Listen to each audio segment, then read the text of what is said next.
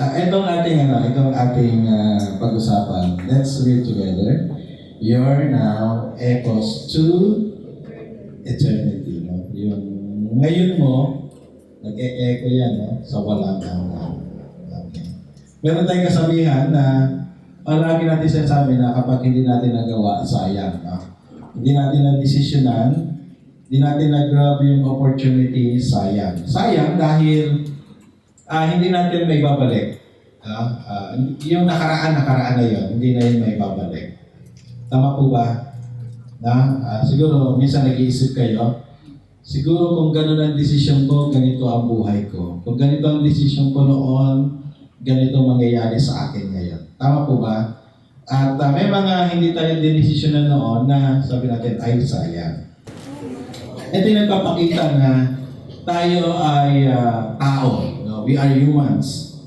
And as humans, we are limited at hindi natin alam kung ano ang susunod na mangyayari. Tama po ba? Meron mong desisyon, tama, no? Meron mong desisyon kasi hindi mo alam kung ano susunod. No? May mga kailangan kang desisyonan, pero yung konsekwensya, yung resulta ng desisyon, hindi mo alam kung ano. Right? No? Kaya nga po, ito yung blessing sa atin. Itong reason, bakit bigyan ng Diyos ang banal na kasulatan, ang Biblia? Sa malakas na amen. That's why, merong Bible para guided tayo sa lahat ng desisyon na ating gagawin. No? Ang Biblia ay napakahalagang mapa para sa tao para hindi maligaw. Sa malakas na amen po. Pag wala kang mapa, maliligaw ka talaga. Hindi mo alam ang iyong direksyon. Okay? At kung ito'y tungkol sa kaligtasan o buhay na walang hanggan, wala nang iba pang gamit o ginamit ang Diyos para ito'y matuklasan kundi ang kanyang mga salita. Sa malakas na amen. Hindi po ba? Saan, kaya nga sabi nga sola scriptura, saan matatagpuan, saan mo malalaman na didiskubre ang kaligtasan? Sa pamagitan ng salita ng ating Panginoon. No, yun ang gamit ng salita ng Diyos. Unang gamit ng salita ng Diyos, mapa siya para hindi tayo maligaw, hindi tayo mapunta sa kapahamakan, bagkus matagpuan natin ang daan patungo sa kaharian ng langit. Amen po ba? Amen. Okay, sige. Basahin natin ang Lucas 16:19 hanggang sa mga sumusunod. May isang mayaman lagi nakasulot ng mamahaling damit at saganang-sagana sa pagkain araw-araw. May isa namang pulubing nagangalang Lazaro, natatag ng sugat sa katawan at nakahiga sa may pintuan ng mayaman. Sa hangad na matapunan man lamang ng mga mumong na hulog mula sa pag ng mayaman, at doon nilalapitan siya ng mga aso at dinidilaan ang kanyang mga sugat. Namatay ang pulubi at siya'y dinala ng mga anghel sa piling ni Abraham. Namatay rin ang mayaman at inilibing. Sa gitna ng kanyang pagturusa sa daigdig ng mga patay, natanaw ng mayaman si Lazaro sa piling ni Abraham. Kaya sumigaw siya, Amang Abraham, maawa po kayo sa akin.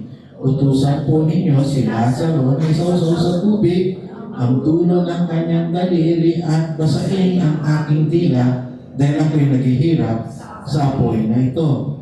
Ngunit sumagot si Abraham, Anak, alalahanin mong nagpasasa ka sa buhay noong ikaw ay nasa lupa at si Lazaro naman ay nagtiis ng kahirapan. Subalit ngayon ay inaaliw siya rito samantalang ikaw naman ay nagdurusa riyan. Bukod dito, may malaking bangin sa pagitan natin. Kaya ang mga narito ay hindi makakapunta riyan at ang mga nariyan ay hindi makakapunta rito. Ngunit sinabi ng mayaman, kung kayo po Amang Abraham, ipinapakiusap kong papuntahin na lamang ninyo si Lazaro sa bahay ng aking ama, sa aking 5 kapatid na lalaki. Suguin po ninyo siya upang sila'y bigyang babala at nang hindi sila humantong sa dakong ito ng pagdurusa. Ngunit sinabi sa kanya ni Abraham na sa kanila ang mga kasulatan ni Moises at ng mga propeta. Iyon ang kanilang pakinggan. Sumagot ang mayaman, hindi po sapat ang mga iyon.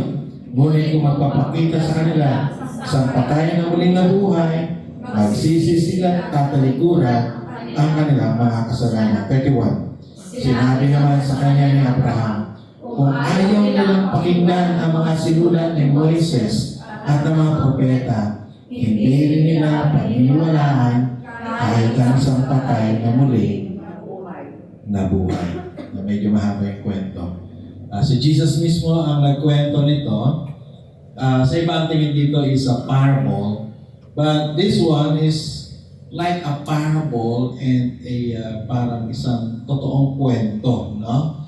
Kasi pag parable parang out of this world yung picture. Pero ito, totoo talagang parang kinukwento ni Jesus na totoong nangyayari. Okay? At ano ang mga katotohanan na matututunan natin sa mga passage nito? Number one, there is life after death. No? Merong buhay pagkatapos ng kamatayan. Hindi natatapos ang buhay. Kaya tama ang paniniwala ng Pilipino na ang namatay hindi namatay, kundi sumakabilang buhay. No? Ang buhay sumasakabila. May nililipatan lang. No? Kahit yung mga artifacts natin na natagpuan, halimbawa sa Palawan, yung mga banga ng mga sinaunang Pilipino, yung takip niya, mayroong disenyo ng bangka na may dalawang tao. Bangka na dalawang tao. Ibig sabihin, inihahatid sa yung yumao, inihahatid sa kabilang pampang. Sumasakabila. Ang buhay sumasakabila. But the question is, saan sumasakabila? Saan yun? Okay, saan yun? At dito sa kwento ni Jesus, may dalawa, no? Dalawa lang. Wala sa gitna. Okay? Wala sa gitna. Dalawa lang. Either Hades or Paradise. So, yun yung ipinakita dito. So, makabila yung buhay nila, pero may pinuntahan. Okay, verse 22, basahin natin. Namatay ang pulubi at siya'y dinala ng mga anghel sa piling ni Abraham.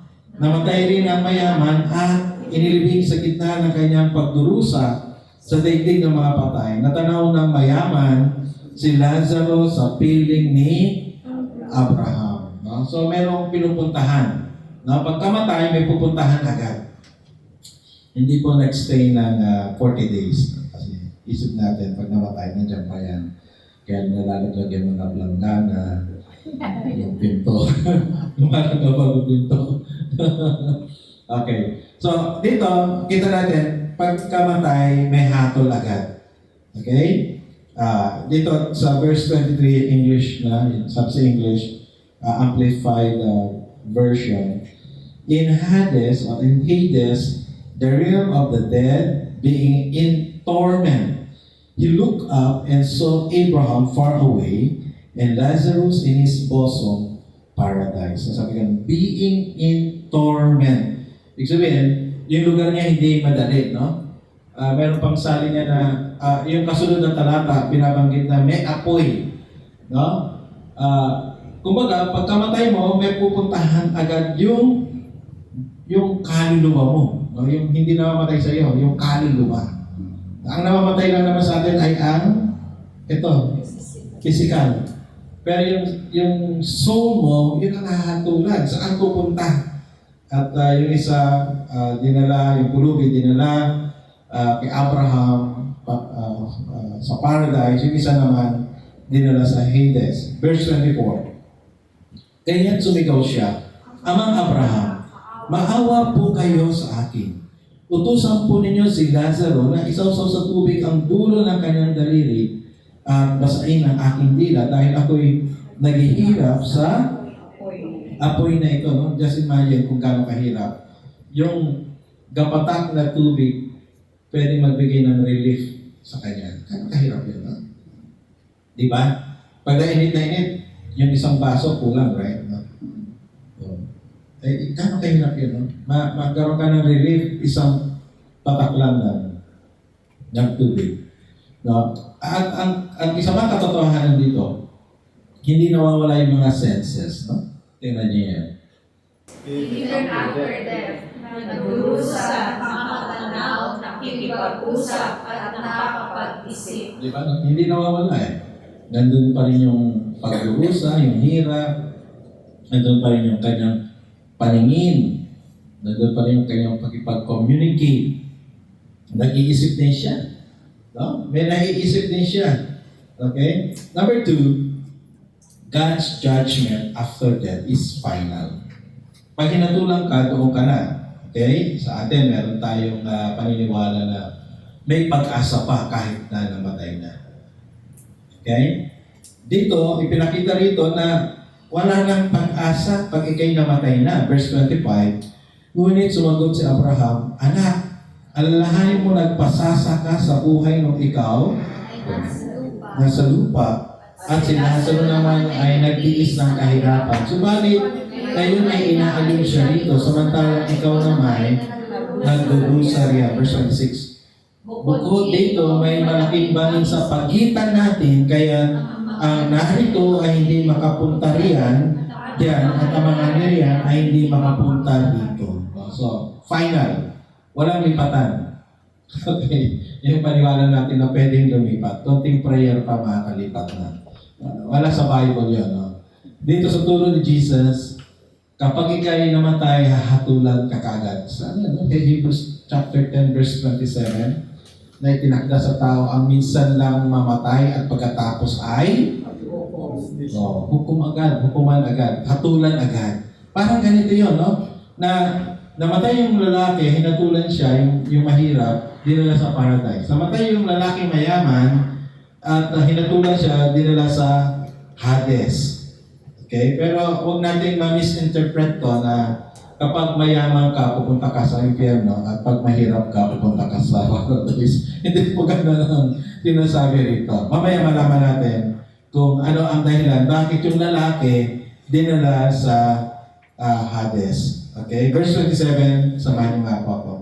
Ngunit sinabi ng mayaman, kung gayon po ang Abraham, ipinapakiusap kong papuntahin na lamang ninyo si Lazaro sa bahay ng aking ama. Sa aking 5 kapatid na lalaki, suguin po ninyo siya upang sila'y bigyang babala. At nang hindi sila humanto sa dahong ito ng pagdurusa. Verse 29. Ngunit sinabi sa kanya ni Abraham, nasa kanila ang mga kasulatan ni Moises at ng mga propeta.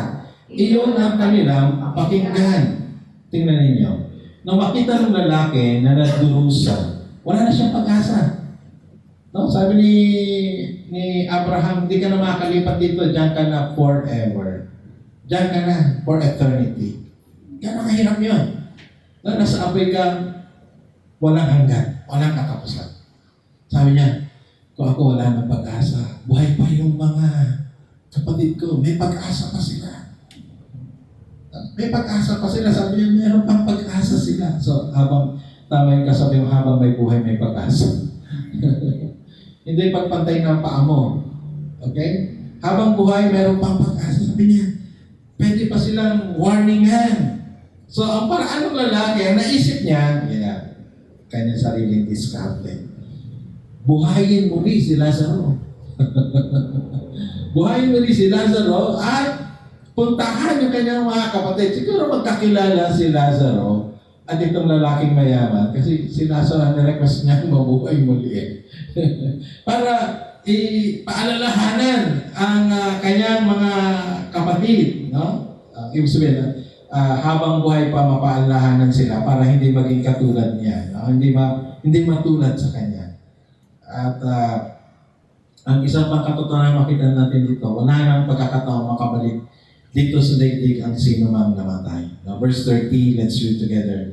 Sumagot ang mayaman, hindi po sapat ang mga iyon, ngunit kung magpapakita sa kanila ng isang patay na muling nabuhay, magsisisi sila tatalikuran ang kanilang mga kasalanan. Ayan, lumabas na yung paniniwala ng lalaki, no?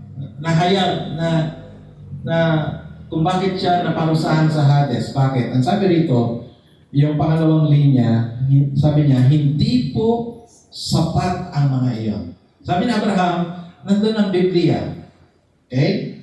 Ang Biblia, nagsasabi sa atin, paano maliligtas. Amen? Amen. Ang Biblia at si Jesus, hindi magkasalungan. Si Jesus, katuparan ng Biblia. Okay? Ang Biblia, the written word. Si Jesus, the living word. Okay? Ang Biblia sa Lumang Tipan, nagtuturo paharap, forward. Sumampalataya kayo sa darating na Mesiyas. Ang New Testament nagsasabi, sumampalataya kayo sa dumating na Mesiyas.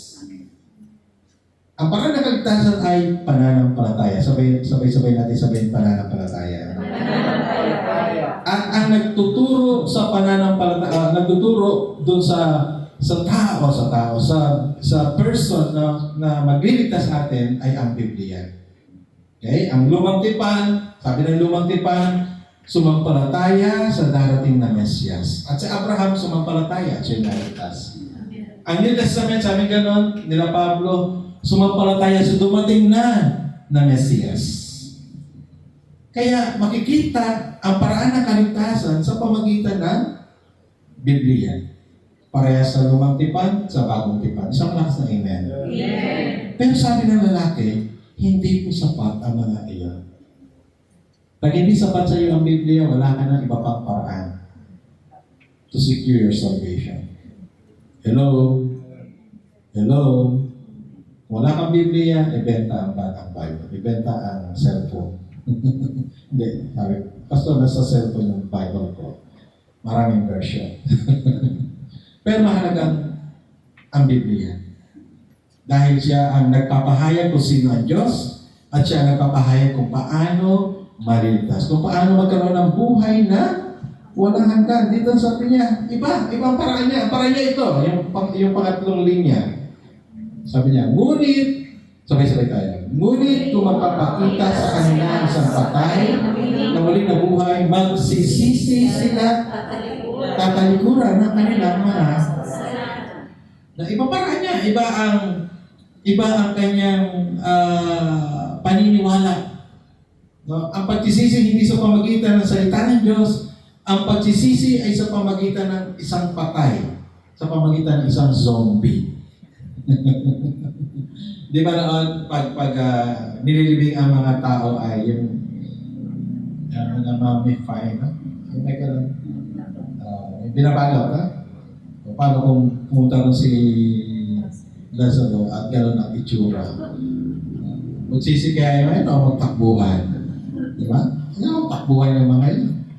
Okay. Pero hindi, pinakita niya yung kanyang kalooban. Pinakita niya kung ano talaga ang kanyang paniniwalaan. Sabi niya, hindi sapat ang mga salita ng Diyos. Di ba? Yun ang kanyang desisyon sa kanyang buhay, kaya siya ay naparusahan. Pangatlo, kaya nga po, sabay-sabay natin basahin. Our decision today matters. Isa pa po, malakas. Our decision today matters. Yung ating decision ngayon, mahalaga.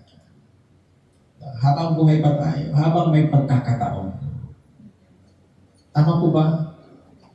Tama po ba? Kanina nakita natin, yung patay ang may concern sa mga buhay. No? Sa paniniwala natin, yung mga buhay may concern sa patay. Pero dito nakita natin, yung patay ang nagpe-pray. Yung patay nagpe-pray, no? Para sa mga buhay. Amang Abraham, malingalan ko kanina siya nag-pray, no? Kay Abraham. Amang Abraham, pakiusap po. Pero parang naman dininay yung kanyang request. No? Sa ngayon, yung mga buhay ang nagpe-pray sa patay. Namantalang sa kwento ni Jesus, yung mga patay ang nagre-request para sa kapakanan ng mga buhay. Pero sa totoo lang, tayong nandito pa, may buhay, may pag-asa pa. Depende kung anong gusto mong piliin. Verse 30, basahin ko muli. Sumagot ang mayaman, hindi po sapat ang mga iyon. Ngunit kung magpapakita sa kanila isang patay na muling nabuhay, magsisisi sila tatalikuran ang kanilang mga kasalanan. Verse 30. Ayun, yung verse 30. Hindi po sapat yun. Ito ay nagpapakita ng mayaman ay walang pananampalataya. Wala siyang pananampalataya sa salita ng Diyos. Wala siyang pananampalataya sa sinabi ng Diyos. And therefore, wala siyang pananampalataya sa Diyos. Verse 31. Sinabi naman sa kanya ni Abraham, kung ayaw nilang pakinggan Ang mga sinulat ni Moises, ayaw nilang pakinggan ang banal na kasulatan. Ayaw nilang pakinggan ang mga sinulat ng propeta. Pag sinabi kasi sinulat ni Moises, ito yung Torah, na ito yung Pentateuch, no, ito yung Genesis, no, Exodus, no, Leviticus. Ito yung first five books ng Old Testament. At yung mga propeta naman, of course, yun yung mga sulat ng mga propeta. So, ito yung lumang tipan. Kung ayaw nila paniwalaan ang mga iyon, wala ng pag-asa. Hello? Ayaw maniwala sa salita ng Diyos. Ayaw maniwala sa Biblia, wala ng pag-asa. So, ipinauna ko ito ni Abraham dun sa lalaki, no? Ito din ang dahilan kung bakit yung uri ng kanyang pamumuhay ay pansarili lamang at walang pagmamalasakit sa iba. Di po ba? Ano ang magta-transform sa buhay natin? Ano ang gamit ng Diyos para ang buhay na ito ma-transform? Ang may kapangyarihan na mag-transform ito, ang salita ng Diyos. Isang lakas ng amen. Di po ba? Ay, mga guro dito, yung math books, algebra, makapagbago ba ng buhay? Hindi. Yung science, yung physics, hindi. Pero yung Biblia, kahit isang talata, may kapangyarihan magbago ng buhay. Amen po ba? Makapangyarihan ang kanyang mga salita. Kaya, itong lalaki ito, namumuhay ng pansarili lamang. Ang lalaki ito, nandiyan na nga yung pulubi na sa kanyang harapan, hindi niya pa tinutulungan. Di ba? So, dahil ang kanyang Diyos ay kayamanan at yung lalaking mahirap si Lazaro, hindi niya pinapansin. No, hindi niya pinapansin. Kahapon, meron kami tinignan ni Joy na isang article, isang mayamang babae sa US noong nabuhay na matagal ng panahon. At grabe yung kanyang katipiran, pinakatipid. Pero isa sa pinakamayaman, 1917, pero billion lang kanyang pera. Grabe. Ang kinakain niya, mga leftovers lang eh. Kahit billion-billion pera. Hindi siya bumibili ng kanyang mga gamit. No? At yung kanyang undies, tinatahi niya lang. Hindi siya nabili. Hanggang sa namatay siya, dahil sa kanyang katipiran dahil nag-away sila ng maid niya, naghihingi ng increase yung maid niya. Ayaw niya, nag-away sila. Inatake siya, namatay. Naiwan sa kanyang anak yung mga kayamanan niya. Ang ginawa ng anak, binago niya yung istorya. Tumulong naman siya sa mga nagkaroon siya ng charitable projects. Ibig sabihin, ganun talaga eh, no? Ano kayamanan mo? Pera? Ano magiging resulta sa iyo? Madamot? Greedy? No? O walang malasakit sa iba. Pero ang Diyos mo ay Diyos ng Biblia, ikaw ay maibigin, mapagmalasakit sa iba. Tama po ba? Na makapasok sa kanya ng langit kung pipiliing pakinggan at paniwalaan ang gabay ng banal na kasulatan. Sa malakas ng amen.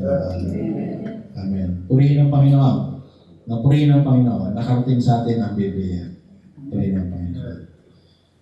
Noong panahon na dinadala ang Biblia rito, maraming pagtutol. Ang Spanish government ayaw nila. Yung unang batch ng Bible na dadalhin sa Pilipinas, hindi nakarating.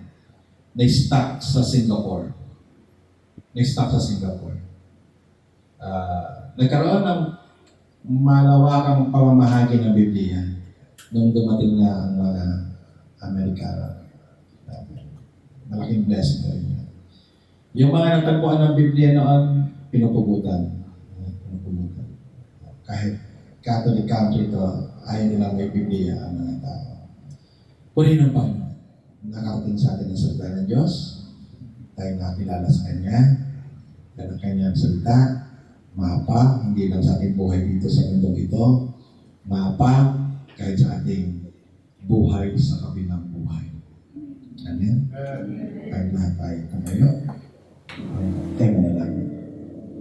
Aming Diyos, kami nagpapasalamat na minsan pa kami o Diyos ay sama-sama nagdiriwang ng kaligtasan pinagkaloob niyo sa amin. Salamat dahil hindi kayo nagkait ng inyong sarili. Ang sarili niyo pinagkaloob niyo para sa kaligtasan namin o Diyos. Panginoon, salamat po. At kami patuloy na dumadalangin sa pagkakataon ito para dun sa mga nasananta ng bagyong Christine. Lord, mga nawala ng mahal sa buhay, nawala ng kabuhayan, yung mga nawala ng tahanan, nawala ng mga bahay. Panginoon, yung mga nakatira lamang sa evacuation areas.